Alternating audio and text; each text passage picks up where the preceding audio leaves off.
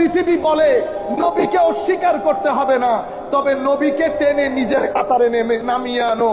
আমার মতো বলো, অক্ষর জ্ঞানহীন বলো, কিচ্ছু জানে না বলো,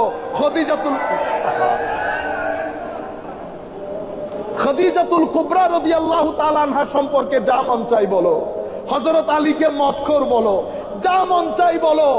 এগুলা বললে তরুণ প্রজন্ম মনে করবে ও আচ্ছা নবী তো আল্লাহ বানিয়েছেন বিদায় নবী, উনার আর স্পেশালিটি কি? আপনার কাতারে নেমিয়ে এনেছে, এটাকে বলে তানকিসে নবুওয়া। কেউ নবীর নবুয়ত স্বীকার করছে, আবার স্বীকারও করছে।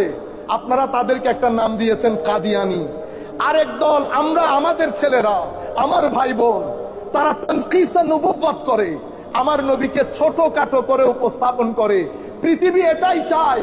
আর পৃথিবীর সবচেয়ে বড় টার্গেট তরুণ প্রজন্ম যেন ওলি বুজুর্গ থেকে দূরে থাকে। কারণ পৃথিবীর ইতিহাসে ধর্মের তাবলীগের ক্ষেত্রে রেভলিউশন তৈরি করেছে আল্লাহর ওলিরা।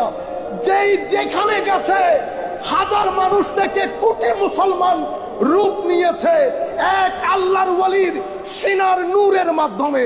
পৃথিবী আল্লাহর ওলিদের সিনাকে ভয় পায়।